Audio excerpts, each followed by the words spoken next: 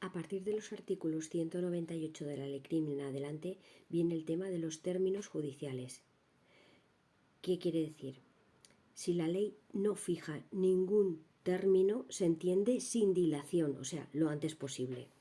Luego te dice que para instruir todos los días y horas del año son hábiles, 365 días, 24 horas. Y luego te dice que la jurisdicción es improrrogable, al igual que los términos judiciales. ¿Qué quiere decir eso? Pues que un juez no sale de su jurisdicción. Está ahí y es improrrogable. Está ahí y si es penal en principio, así. ¿Y los términos judiciales qué quiere decir? Pues que si tienes 5 días para dictar sentencia, son 5 días.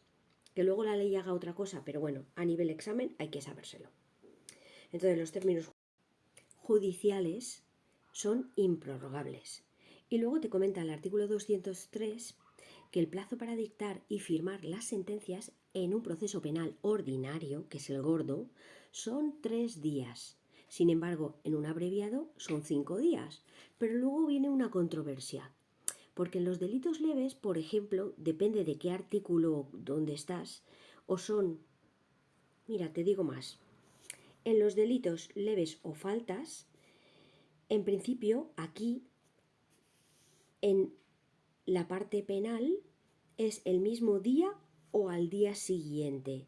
Sin embargo, si te vas al artículo 973, que es donde se mira el delito leve, te dice que las sentencias se firmarán o dictarán dentro de los 3 días siguientes o en el acto de finalizar el juicio. ¿Cómo se te queda el cuerpo?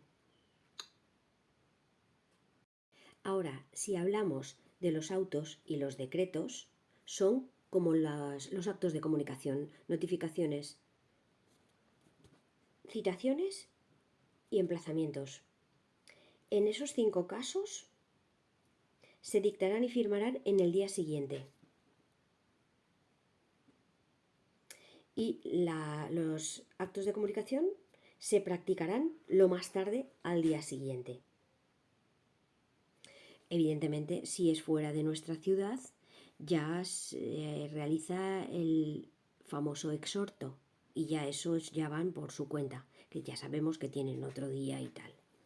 Pero ¿qué pasa? Que si son providencias y diligencias, se dictan y firman inmediatamente o en el mismo día o en el día siguiente. ¿Por qué? Porque estás en pleno proceso, estás ahí, taca, taca, taca, taca, para que luego vaya el auto o el decreto.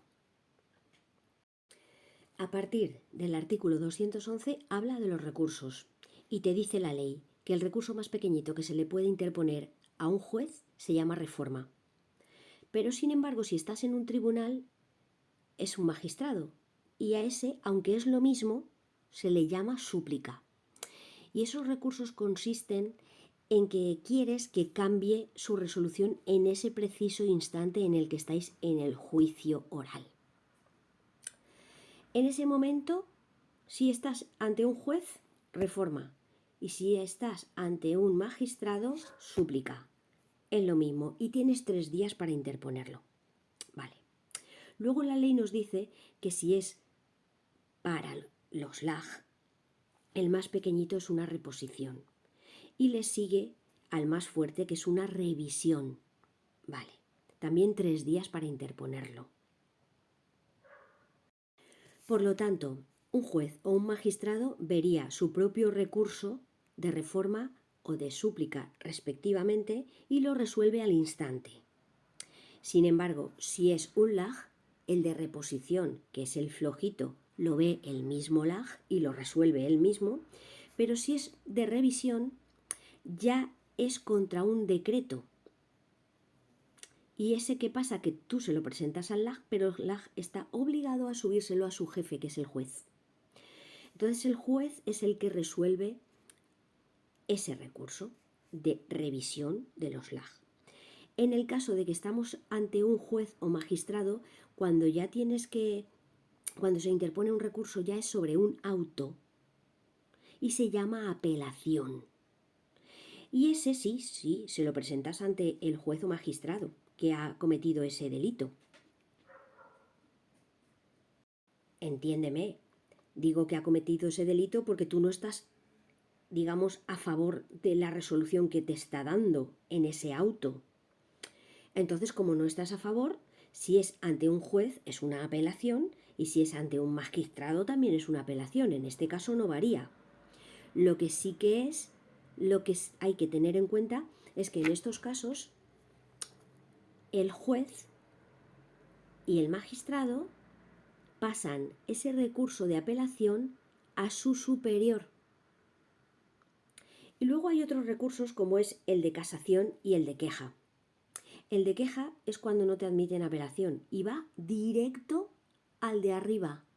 O sea que si yo le estoy poniendo a un juez un recurso de queja, iría a su superior de la audiencia la queja, no al juez. Y luego la casación, pues es un recurso que se supone que ya es el último que se puede presentar, porque ya va también, se pueden presentar, creo entender, solamente ante el TSJ por determinados temas, no todos, y ante el Tribunal Supremo se va en casación, que es lo último de lo último. Y eso sí que es contra autos o sentencias importantes y a lo mejor incluso firmes, eso ya se verá. Y tienes 5 días para interponerlos. Así que, recopilando así a grosso modo, los recursos que se ponen ante el juez o ante el LAG, que son básicos, que son el de reforma ante el juez y el de reposición ante el LAG, se les dan a ellos y lo resuelven ellos al instante. Cuando es un magistrado, también se le da al propio magistrado en el instante y lo resuelve él mismo, pero se llama súplica. Luego, contra los recursos más fuertes, que van contra autos puestos por el juez o contra decretos puestos por el LAG, en el caso de los jueces va apelación y en el caso de los decretos de los LAG va revisión. Luego, estos se presentan ante el juez o LAG correspondiente y ellos serán los encargados de subírselo a su jefe, quien determinará si ha sobrado bien o no. Y después está el recurso de queja, que va directo al jefe. No tienes que ir al juez o al LAG o al magistrado, vas a su jefe directamente a ponérselo. Y por último, el de casación, evidentemente va al de arriba porque lo ve el último del último. Más arriba ya no hay otro recurso, con lo cual conforme se quede ese te quedas. Y luego sí que hay que tener en cuenta que para la reforma, para la apelación y para la queja se necesita firma de abogado. Lo dice la ley.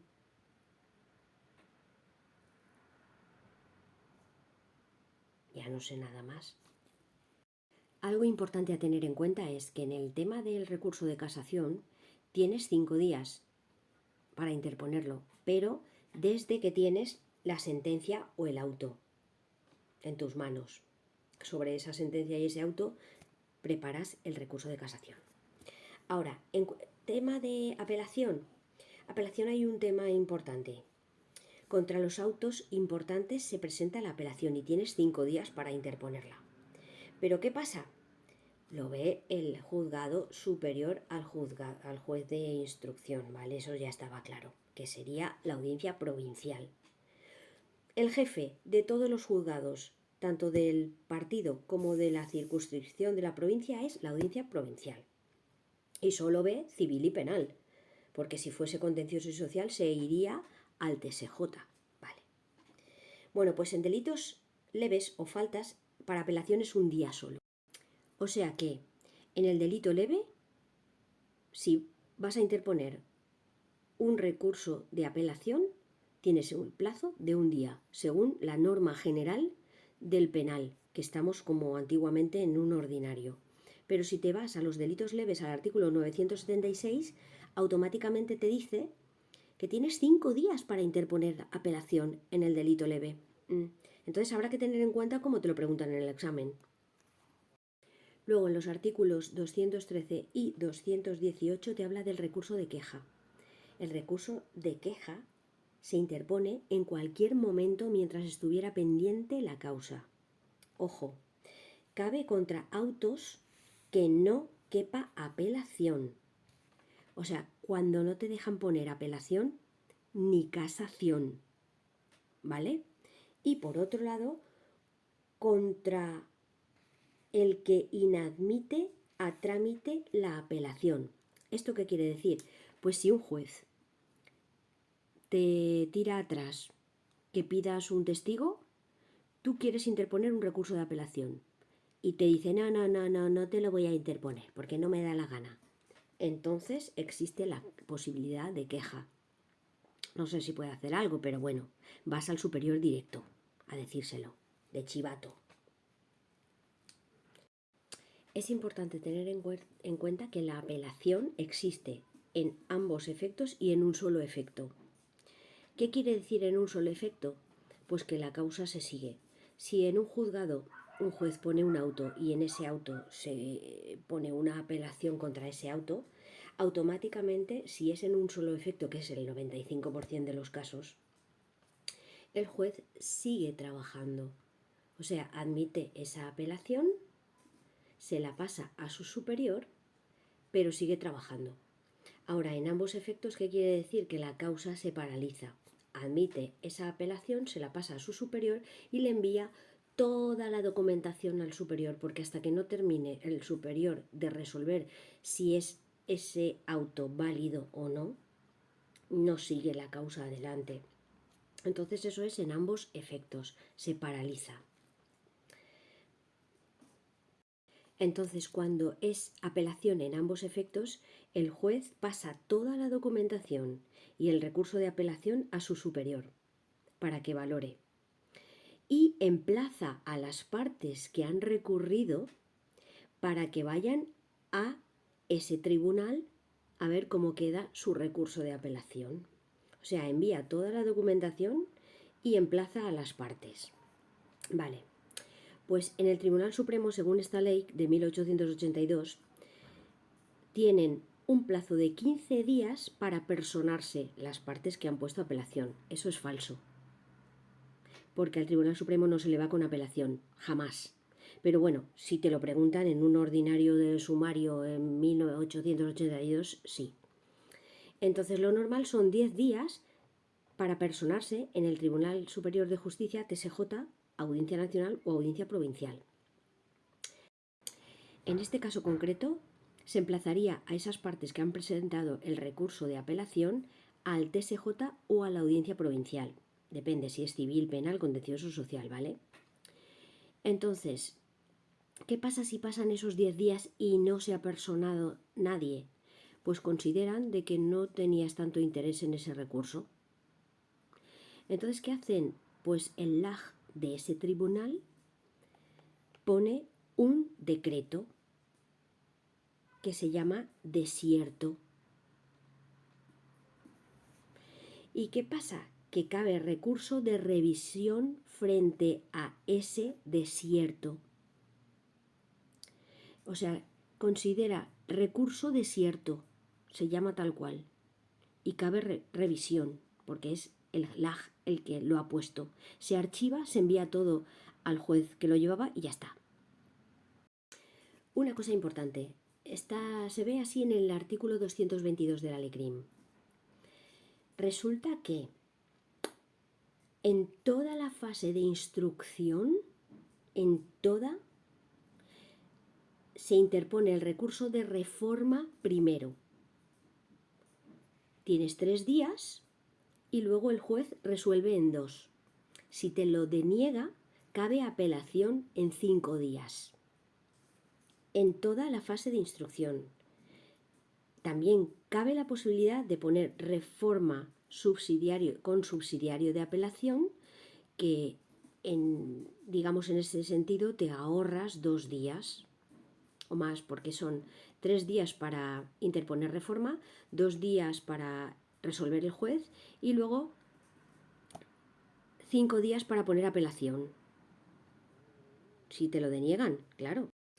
Y bueno, para no hacer tanto trámite, podemos interponer el recurso de reforma subsidiario con el de apelación. ¿Y esto cómo sería? Pues que tienes un plazo de 3 días para interponer el recurso de reforma y dentro incluyes el de apelación. Pondrías una cláusula que diría, por ejemplo, señor juez, señoría, si me va a denegar el recurso de reforma, automáticamente que sepa que aquí adjunto e interpuesto el de apelación. Subsidiariamente, por lo tanto, ya lo tiene puesto. Y este señor tiene que resolver en 5 días. Pues un detalle súper importante es que, como he dicho antes, en toda la instrucción se tiene que primero poner reforma antes que apelación o reforma con subsidiario de apelación. Pues solo hay un caso en toda la instrucción en el que puedes poner directamente el de apelación saltándote la reforma. Y ese caso es cuando se trata de libertad o prisión provisional. ¿Por qué? Porque tú imagínate que eres inocente. Tienes que estar muchos más días allí y el de apelación ya es un recurso importante. Por lo tanto, ese es el único motivo por el cual te dejan en una instrucción poner el de apelación primero, única y exclusivamente saltándote la reforma en libertad o prisión. En el artículo 238 bis habla de las resoluciones de los LAG, que son diligencias y decretos. Las diligencias son de 4 tipos. Uno de los tipos es DIOR, diligencias de ordenación. Y digamos que son las de mero trámite. Aparte de estas, están los decretos no definidos, que también son de mero trámite, y lo resuelve todo ello el mismo LAG. Bueno, pues frente a estas diligencias y a este decreto no definido, se puede interponer el recurso de reposición, ¿vale? Ahora bien, contra los decretos que son más importantes, que es como los autos en jueces, cabe el recurso de revisión. Y luego cabe decir que para el recurso de reposición se interpone en 3 días, se traslada a las partes la información y tienen 2 días para alegaciones. O sea, en 3 días interpones el recurso de reposición frente a un decreto de un LAG, que es el más potente, un decreto, se da traslado a las partes de la información. Claro, a lo mejor hay partes en las que no están de acuerdo en que tú hayas recurrido ese decreto. Pues esas partes que no están de acuerdo tienen 2 días para presentar alegaciones. Y esas alegaciones, entre el recurso y las alegaciones, le llega al juez que resuelve sin dilación. Ya está.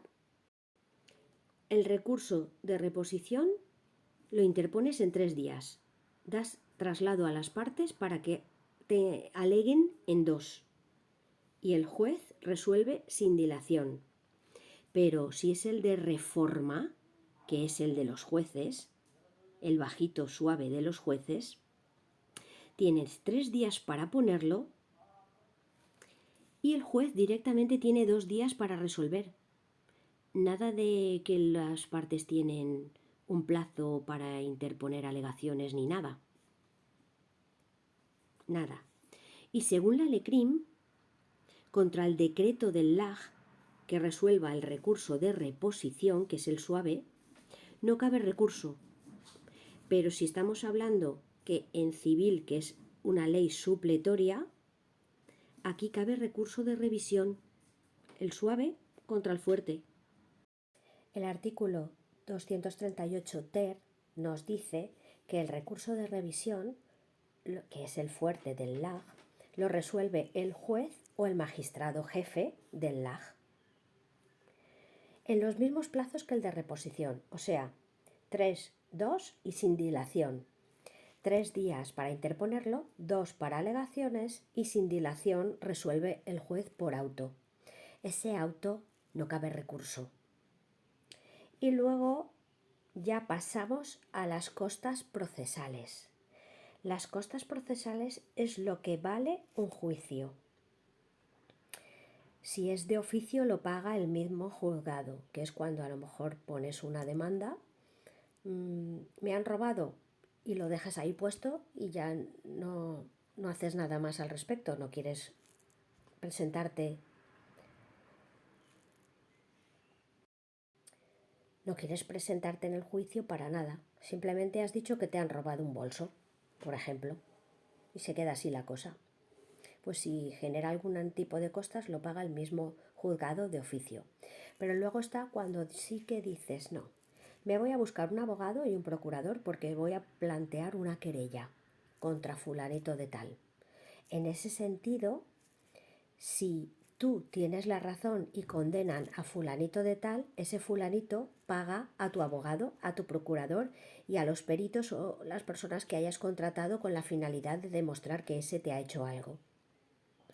Sin embargo, si se declara por lo que sea inocente a esa persona, tú pagas tus costas.